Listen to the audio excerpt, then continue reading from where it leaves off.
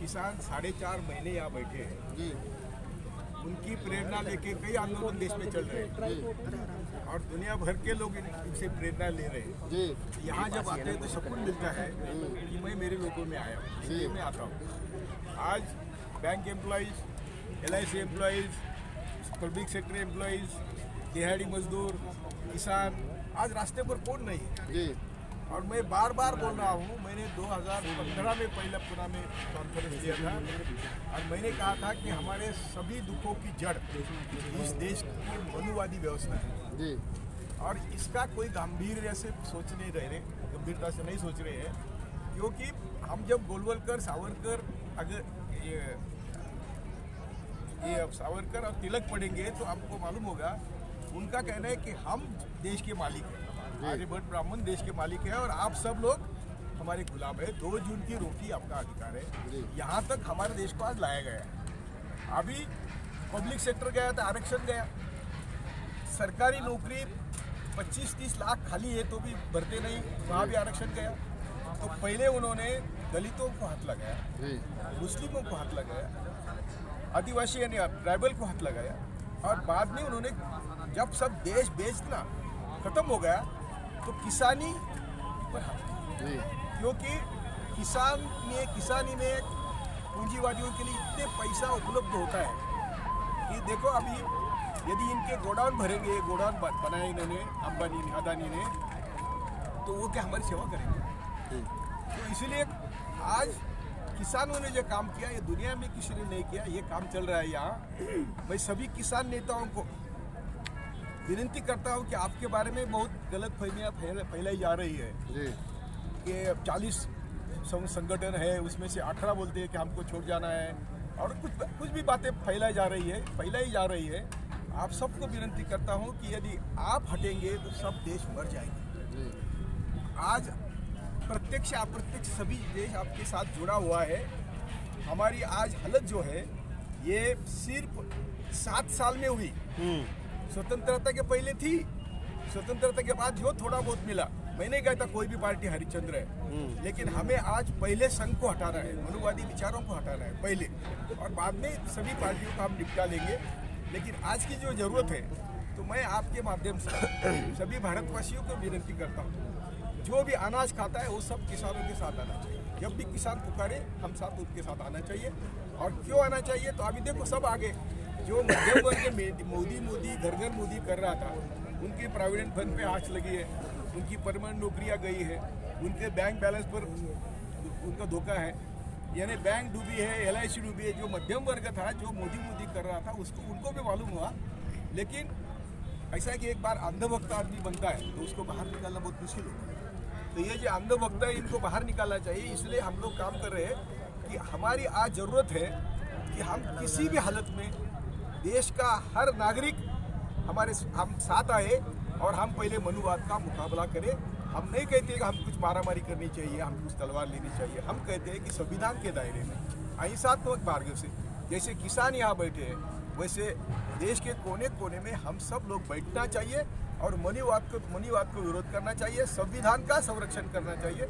और इसीलिए आज देखो संविधान कहता है कि हम सब बराबरी करें, किसमें सोशली, इकोनॉमिकली और राजनीतिक, यानी हम राजनीतिक स्तर पर, सोशल स्तर पर और आर्थिक स्तर पर भी सब एक होना चाहिए। एक संविधान का ध्येय है, यानी संविधान शोषण मुक्त समाज की निर्मित चाहता है। और हुआ क्या 7 साल में?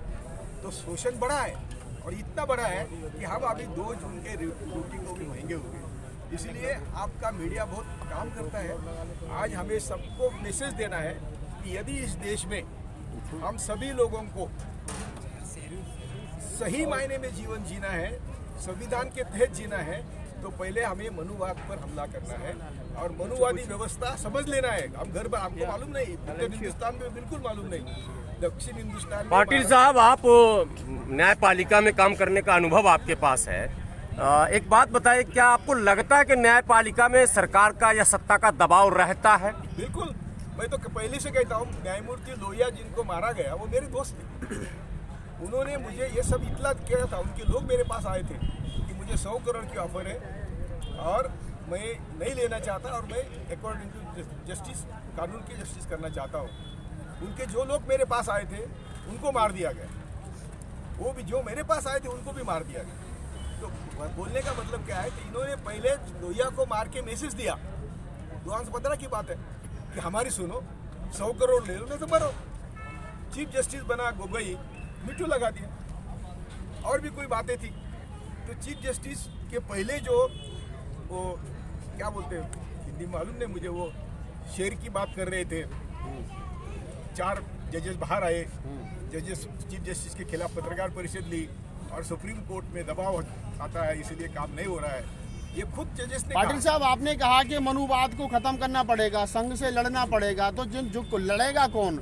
इस देश का जो मोस्ट बैकवर्ड है, जो 52% है टोटल आबादी में, वो तो संघ की और मनुवाद की शाखाओं में जा रहा है। वही तो बात मैंने बोला, एक बार जो भेजा सड़ाया उसको दुरुस्त करना तो आपका काम है, हमारा काम है, और हम और आप कर रहे हैं। मैं इसीलिए तो आपको प्रणाम किया पहले कि आपका ही काम है। अभी मोदी मीडिया तो हमें मदद नहीं करेगा, ये काम हमें सबको मिलकर, हम सबको मिलकर घर घर जाके करना पड़ेगा।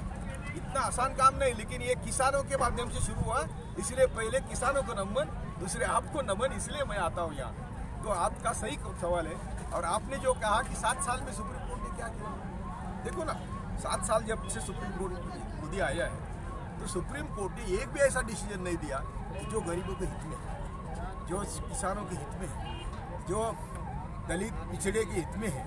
अरे आरक्षण के बारे में सुप्रीम कोर्ट के जजेस पूछते हैं कितनी देर आरक्षण चलेगा, तो ये बेचारे सामाजिक साइंस में अनपढ़ है, इनको मालूम नहीं कि हमारे देश की हालत ऐसी थी कि आर्यभट्ट ब्राह्मणों को या मनुवादियों को 100% रिजर्वेशन था, कभी तक, आज तक है, आज भी है। और जिनको थोड़ा बहुत रिजर्वेशन मिल रहा है, ये रिजर्वेशन के खिलाफ सुप्रीम कोर्ट बोल रहा है।